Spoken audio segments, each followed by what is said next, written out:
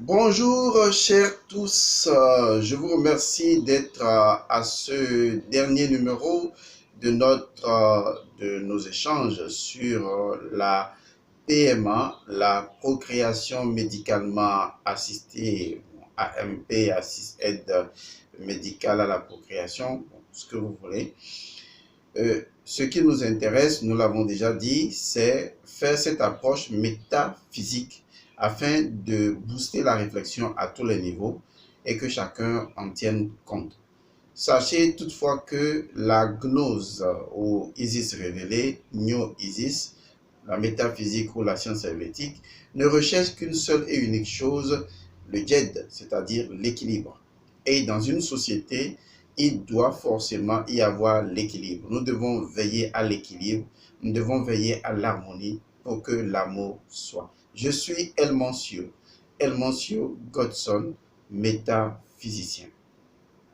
Dans cette dernière partie de notre échange, de notre entretien, même si c'est un genre de monologue que je suis en train de faire depuis plusieurs vidéos, vous avez donc les commentaires, vous pouvez intervenir et je répondrai avec beaucoup de plaisir à vos préoccupations, à vos interrogations et d'ailleurs à vos suggestions. Sachez également que d'autres sujets, d'autres thématiques nous intéressent sur le plan métaphysique. C'est bien sûr l'homosexualité ou toute autre forme de, entre griffes, déviance, telle que les gens les appellent. Mais est-ce que c'est vraiment des déviances? Nous allons les analyser au regard donc de la science métaphysique.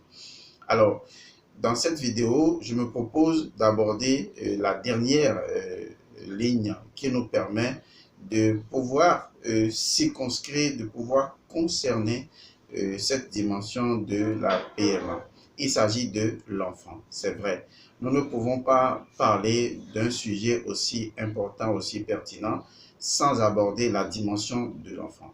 Première chose, tout le monde fait l'erreur. Généralement, hein, nous tous, on est passé par là. Tout le monde fait l'erreur de considérer l'enfant comme étant un bien matériel. L'enfant, d'abord comme étant un bien, hein, parce que nous avons cette expression-là, mon enfant, c'est pour moi, etc. L'enfant comme étant un bien matériel, l'enfant comme étant une réalité biologique. Et tant que nous n'élevons pas notre compréhension jusqu'au niveau métaphysique de ce qu'est l'enfant, nous allons mener des débats creux. Parce que en réalité, je l'avais déjà dit dans les vidéos précédentes, il ne s'agit pas de nous, il ne s'agit pas de vous, il ne s'agit pas de moi, il ne s'agit pas de chacun d'entre vous. Vous voyez, il s'agit de l'univers, il s'agit de la société. Comprenez que le principe Ubuntu est clair. Je suis parce que nous sommes. Et ça doit rester gravé dans notre esprit. Nous sommes aujourd'hui dans une société très individualisée et c'est chacun pour soi, mais c'est la voie de l'autodestruction.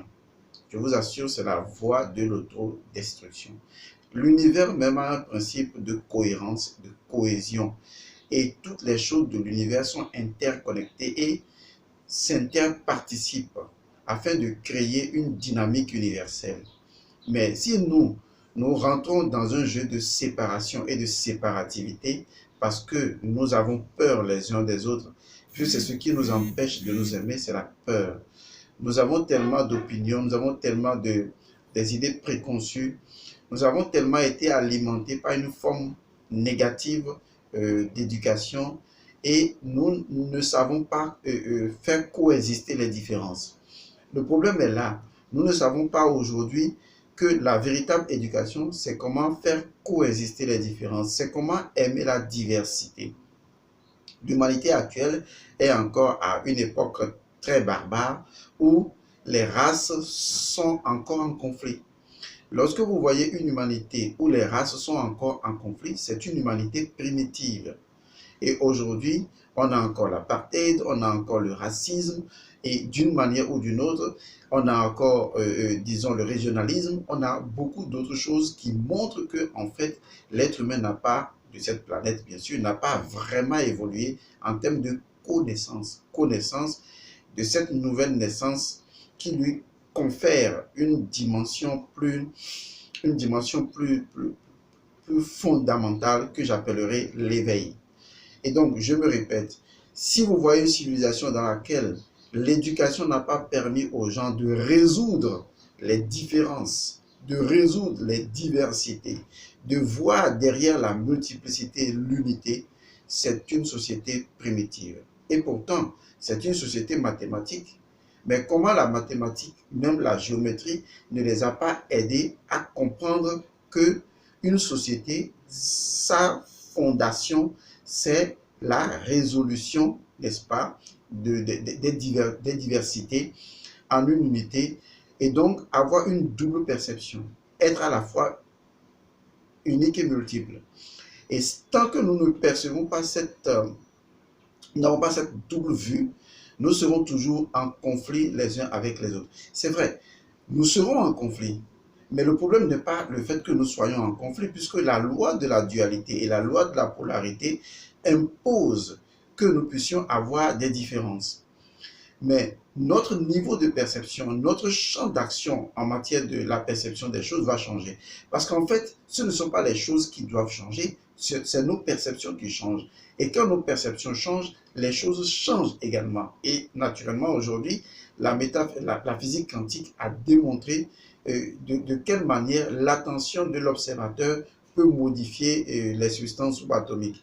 Et à partir de là, on comprend facilement que c'est notre perception de la réalité qui crée cette réalité-là. Et donc, une société, pour moi, c'est le cadre dans lequel les individus, tout en vivant de façon différente et diversifiée, ont résolu dans leur perception, n'est-ce pas, les différences, les diversités, en une forme d'équilibre, d'harmonie et d'amour. Quand je vois un blanc, bon, blanc c'est trop dit, quand je vois un blanc, quand je vois un noir, ce sont des terminologies, eh bien, je ne fais plus de différence parce que je ne vois qu'un degré de couleur. Et c'est ça qui fait la beauté, disons, de la nature. S'il n'y avait qu'une seule couleur, vous convenez avec moi que c'est comme dire qu'il n'y a que le jour, ou c'est comme dire qu'il n'y a que la nuit, ou c'est comme dire qu'il n'y a que la couleur rouge, comme s'il n'y a que la couleur jaune. Et si on ne vivait que dans une seule couleur, mais notre expérience même organique, biologique, énergétique, psychique et spirituelle, toutes nos expériences seront des expériences décadentes. Et la nature a prévu ça. Et je suis étonné qu'aujourd'hui, on ait des grands mathématiciens et des grands mathématiciens qui n'aient pas pu démontrer sur le plan mathématique que nous sommes à la fois uniques et multiples. Et tant qu'on ne le résout pas, et que ça se traduit dans une forme d'enseignement, mais les gens ne sont programmés que par leur éducation. Si un blanc n'aime pas un noir, ou si un noir n'aime pas telle couleur, c'est parce que c'est dans ses gènes. Ça lui a été transmis de génération en génération sous forme d'une onde, sous forme d'une vibration. Et cela s'impose à lui comme, je ne sais pas, un kyste qu'il transporte peut-être dans la famille, comme une maladie congénitale. Et ça existe également au niveau de la psyché humaine, au niveau de l'esprit. Nous partageons, n'est-ce pas, ce que je pourrais appeler tous nos acquis intrinsèques sous forme génétique. Bon, génétique parce que biologie, mais au-delà de la génétique, biologie, il y a une autre forme de génétique où nous transmettons également nos acquis invisibles. Et donc, si des Blancs réagissent ainsi aujourd'hui, il ne faut pas leur en vouloir. Ils sont conditionnés par les gènes de leurs ancêtres.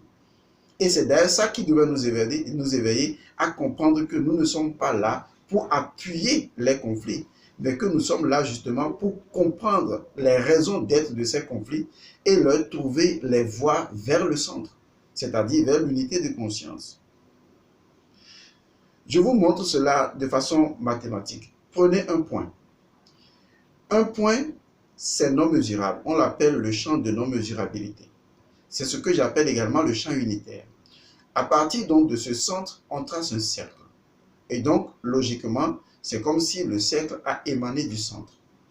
Mais à partir de ce point de non-mesurabilité, puisque le point est non mesurable, à partir de ce point, je peux tisser une infinité de liens quittant ce centre ou ce point et rejoignant la périphérie du cercle. Mais les lignes que je peux tracer du point vers la périphérie, pour les périphériser, je ne peux pas dire qu'il y a une finité de lignes. Il y a une infinité de lignes. Pour la simple raison que c'est une logique mathématique, le point de non-mesurabilité qui est, qu'on appelle le centre, qui est ce point-là, est un point immatériel et par conséquent un champ de possibilités illimité pouvant générer ce que vous appelez des rayons, d'accord, allant jusqu'aux périphéries. Et je peux générer en tant que point de non-mesurabilité une infinité de rayons. Mais ce qui est intéressant, c'est que tous les rayons peuvent aller toucher les périphéries, mais il y a comme un retour, puisque ce qui justifie moi, ma réalité en tant que centre, c'est que lorsque, n'est-ce pas, les rayons touchent la périphérie, les rayons me renvoient en termes de reflux une information. C'est ce qui fait l'équilibre. Alors, vous allez voir que tous ces rayons-là représentent ce que je pourrais appeler autant de réflexions, autant de voix, autant d'opinions, autant de préjugés, autant de compréhension de la même et unique chose, le centre. Mais, quels que soient les rayons, tous les rayons se retrouvent ou retournent inéluctablement vers le centre. Donc, ce que nous devons chercher lorsque nous créons une société, c'est de veiller à ce que, quelles que soient les différences, nous voyons que tout le monde est dans le centre du champ unitaire, tout le monde vit dans l'unité. Et que nous sommes irrémédiablement, inéluctablement un. Et donc, c'est ainsi que nous pouvons justifier les différences et ne plus créer des divergences, des conflits, mais voir ces différences-là comme des diversités, comme des multicolores, des multipossibilités, des points de vue qui permettent d'apprécier la non-mesurabilité du point. C'est ça une société. Et si une société peut fournir ça, c'est parfait. Donc pour revenir donc à ce que je disais tantôt, la société est une nature dans la nature, mais sans être en conflit avec la nature. Autrement, la nature va détruire la société. Seulement, la nature, enfin la société trouve un équilibre avec la nature, tout en exploitant les lois de la nature pour, en tant qu'artiste. Donc, la société est l'artiste de la nature qui perfectionne la nature à partir des lois que la nature elle-même a créées. J'avais donné l'exemple tantôt dans une vidéo en disant que je peux faire des cultures hors saison. Même si la nature le fait que dans des saisons, moi je peux le faire hors saison parce que je suis cette intelligence qui en ajoute à la nature et qui en fait un art sans être en conflit avec la nature. Alors, pour revenir à la question de l'enfant, et donc je disais tantôt que l'enfant n'est pas un être biologique. Cette définition est erronée. Parce que pour nous, sur le plan métaphysique, lorsqu'on dit enfant avec grand E, il ne s'agit pas d'un individu en particulier. Parce que d'une manière ou d'une autre, nous sommes tous des enfants. Je ne parle pas d'enfants de Dieu, oubliez ces choses-là. Je vous parle de nous sommes tous des enfants. Nous portons tous l'enfant en nous. Nous portons tous l'enfance en nous. Parce que l'enfant, c'est un principe. L'enfant est une valeur. Nous sommes nés nous-mêmes de notre propre enfant. Qu'est-ce que l'enfant? L'enfant est une valeur qui représente ce que j'appelle l'innocence, la pureté, la pérennité, l'immortalité, la vie, l'éternité. Voilà les valeurs qui synthétisent l'enfant. Lorsque vous parlez au thème enfant, vous pensez au Père de l'homme. Lorsque vous parlez enfant, vous parlez immortalité. Lorsque vous parlez enfant, vous parlez société durable. Lorsque vous pensez enfant, vous pensez, je ne sais pas, innocence. C'est-à-dire disponibilité de potentialité, d'ouverture d'esprit, de transformation à l'échelle infinie. Lorsque vous parlez enfant, vous parlez pureté. Vous voyez, parce que l'enfant, en tant que concept, en tant que valeur, possède en lui-même cette dimension d'incorruptibilité.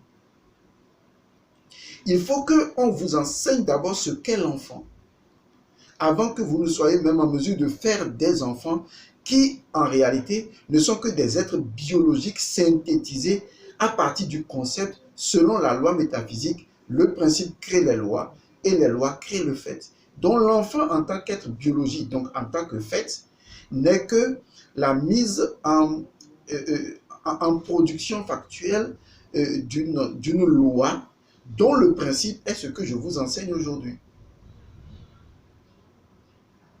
L'enfant est tout ce qui représente la durabilité. L'enfant est tout ce qui représente vraiment la société. C'est l'enfant qui représente l'évolution. C'est l'enfant qui est le prolongement de nous-mêmes. L'enfant est justement également la transcendance. Parce que l'enfant nous fait nous sentir humbles en disant que quoi que nous allons faire sur cette terre, nous allons devoir nous arrêter et que c'est l'enfant qui le continue. Toujours l'enfant, l'enfant et encore l'enfant qui le continue. Donc avant que l'enfant, en tant qu'être biologique, ne soit, il fut. Il fut en tant que l'enfant principe. Et c'est cet enfant que vous devez enseigner. Et c'est là que vous devez comprendre que l'enfant est une valeur universelle et non une valeur temporelle. C'est une valeur universelle. Parce que si vous et moi, nous pouvons parler aujourd'hui, c'est parce que nous avons été enfants. Et qu'il y a eu des enfants qui, sur des siècles et des siècles, ont fait des enfants pour que nous soyons aujourd'hui des enfants, des enfants, des enfants, des enfants, des enfants. Et par conséquent, l'enfant est une valeur liée à notre immortalité. L'enfant est une valeur liée à la transcendance, à l'éternité, à la durabilité, à la pérennité. L'enfant est une valeur liée à l'innocence, à la pureté, à la potentialité et naturellement à la vérité. Si vous avez compris tout ça, vous voyez alors que lorsque un enfant doit, lorsque l'enfant doit devenir un enfant, je vais le dire comme ça, c'est d'ailleurs pourquoi dans les traditions africaines, on faisait la cérémonie de sortie de l'enfant, parce que la cérémonie de sortie de l'enfant permettait justement, à travers cette compréhension, de procéder à l'ancrage de l'enfant, de dire, voilà un enfant valeur, principe, que nous devons aider à incarner ou à s'incarner dans une société, dans une communauté, en lui fournissant les éléments matériels des prototypes caractériels de sa nature. Et les prototypes de sa nature, c'est le yin et le yang, c'est les parents, c'est-à-dire c'est justement l'électricité et le magnétisme, c'est le flux et le reflux, c'est la polarité, c'est, disons, le genre qui caractérise sa nature. Tout cela basé sur l'honnêteté. Prenez n'importe quel enfant, les enfants sont naturellement honnêtes. Si papa et maman font du boogie-boogie, l'enfant dira que bon, papa et maman le font. Parce que l'enfant n'a pas encore été dératé par la société et donc ne comprend pas les concepts du mensonge. L'enfant est la vérité. Mais si vous comprenez que l'enfant fut avant d'être, si vous comprenez que l'enfant est une valeur liée à ces éléments ou à ces paramètres-là, cela veut dire que nous devons veiller en tant qu'être humain à permettre à l'enfant de récupérer son histoire. Parce que si l'enfant ne récupère pas son histoire, il y a une forme d'inadéquation entre ce que je pourrais appeler le principe source et sa matérialisation, sa densification. C'est comme si quelque chose a manqué. L'enfant n'aura pas de filiation, l'enfant n'aura pas de lien, l'enfant n'aura pas de génération.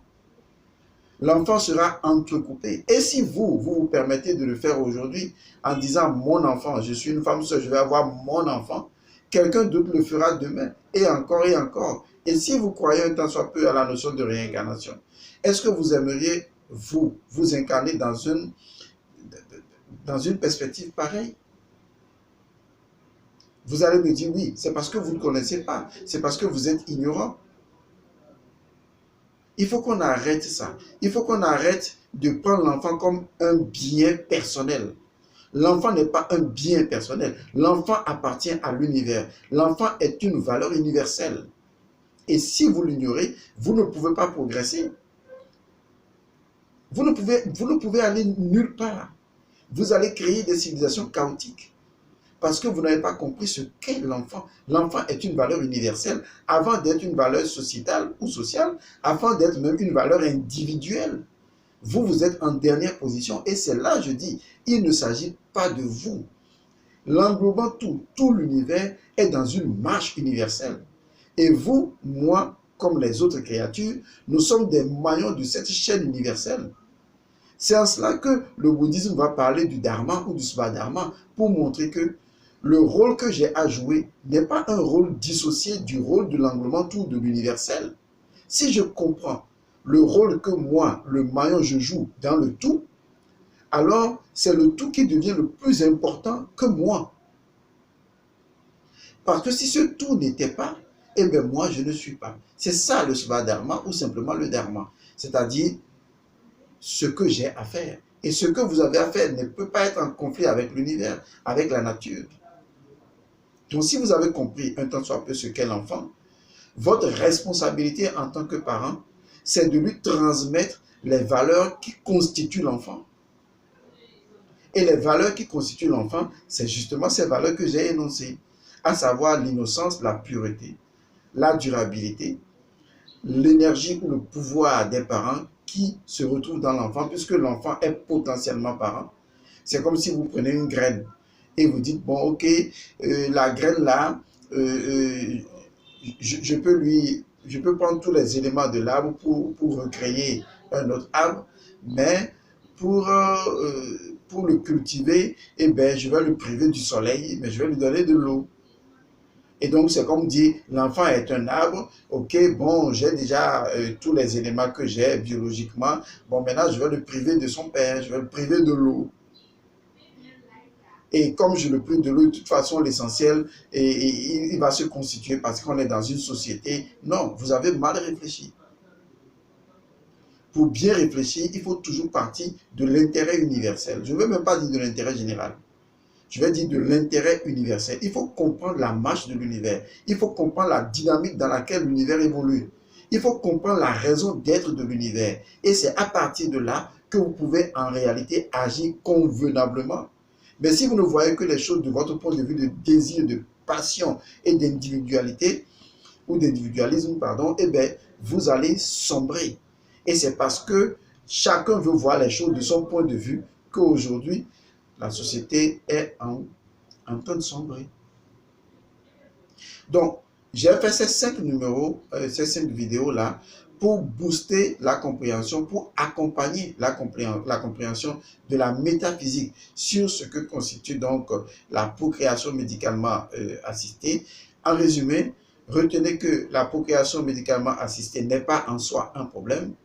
La science évoluera toujours et permettra à travers la technologie de mettre en place des moyens d'accompagner la vie, les moyens de permettre à la vie de survivre, voilà, et d'aller plus loin dans des versions encore plus magnifiques de la vie, sans contredire les principes inhérents à la vie elle-même. Et ces principes, nous en avons parlé, démontrant ainsi que l'homme est naturellement transcendant, qu'il est illimité et infini, et qu'il accomplira des choses encore plus illimitées et infinies, mais qu'il doit tenir compte justement de sa présence en Dieu, de sa nature permanente en Dieu, en théos, d'où il tire l'éthique, d'accord, la possibilité ou la réflexion sur les motivations de son agir, afin de créer une morale correspondante, évolutive, dynamique à sa société et de l'accompagner à travers les valeurs universelles, les valeurs sociétales et ensuite les valeurs individuelles qui dépendent de ces valeurs universelles-là. Je vous aime du fond de mon cœur. J'espère avoir contribué autant que faire se peut. S'il y a des questions qui restent en suspens donc dans ce numéro, à savoir la PMA. Nous sommes tout ouverts, tout oui, et nous sommes disposés à suivre, à vous accompagner, à apporter des éclaircissements sur la question. C'était donc avec Elmoncio Godson, métaphysicien, sur la thématique la PMA et la métaphysique. Je vous remercie, je vous dis à bientôt et que les bénédictions soient dans vos vies. Merci.